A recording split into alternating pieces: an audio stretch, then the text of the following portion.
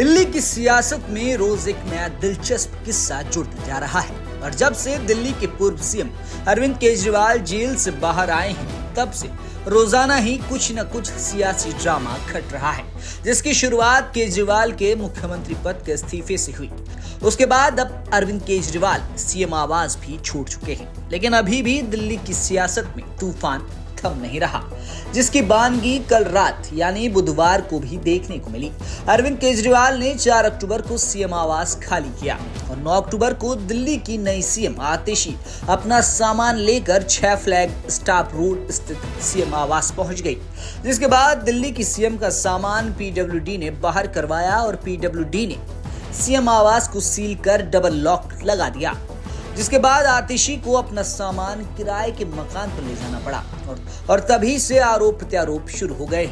आम आदमी पार्टी के नेताओं ने एलजीवी के सक्सेना से लेकर केंद्र सरकार पर हमला बोला है। वहीं सूत्रों के अनुसार एलजी हाउस की ओर से जवाब आया है। इस घर का मालिक बाकी सभी मुख्यमंत्रियों के आवास की तरह पीडब्ल्यूडी है।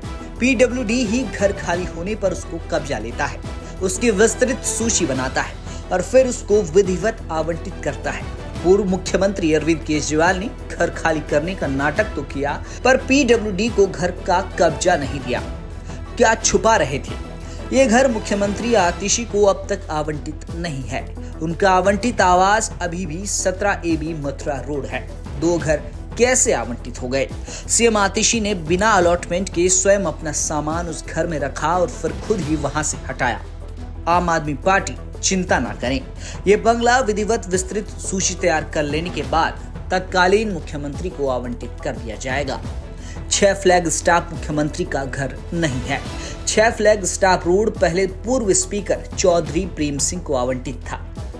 आपका आरोप है कि एलजी 6 फ्लैट स्टॉप रोड को बीजेपी नेता को आवंटित करने की कोशिश कर रहे हैं। इसे किसी को भी आवंटित किया जा सकता है। सूत्रों के मुताबिक एलजी हाउस की ओर से आए जवाब में बताया गया कि मुख्यमंत्री के लिए दिल्ली में कोई आवास नहीं है। सीएम आवास पर चल रहा ये विवाद अब रफ्तार पकड़ चुका है। अब आप इस पूरे मामले को समझिए। दिल्ली में अरविंद केजरीवाल के आवास को लेकर अब एक नया सियासी जंग छिड़ गया है। अरविंद केजरीवाल ने यूं तो 6 फ्लैग स्टॉप रोड के इस आवास को पिछले हफ्ते खाली कर दिया था, लेकिन अभी तक इस पर सियासत गर्मा रही है। एक तरफ बीजेपी का दावा यह है कि मुख्यमंत्री आतिशी ने इस बंगले की चाबी अपने पास रखी है और इस तरीके से इस वक्त मुख्यमंत्री आतिशी के पास 2 बंगले हैं, जिसमें उनका पुराना बंगला AB 17 मथुरा रोड और ये 6 फ्लैग स्टॉप रोड है। वहीं आम आदमी पार्टी का दावा है, संजय सिंह ने आम आदमी पार्टी की तरफ से प्रेस कॉन्फ्रेंस की और उनका दावा है कि जानबूझकर मुख्यमंत्री बंगले को यानी 6 फ्लैग स्टॉप रोड को आतिशी को हैंडओवर नहीं किया जा रहा है, उनके नाम से लॉट नहीं किया जा रहा है, यानी बीजेपी इस बंगले पर अपना कब्जा करना चाहती है।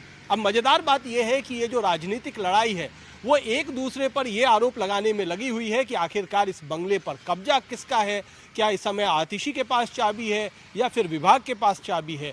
ये साफ तौर पर कोई भी इस पर दोनों पक्षों में जवाब नहीं दे रहा है।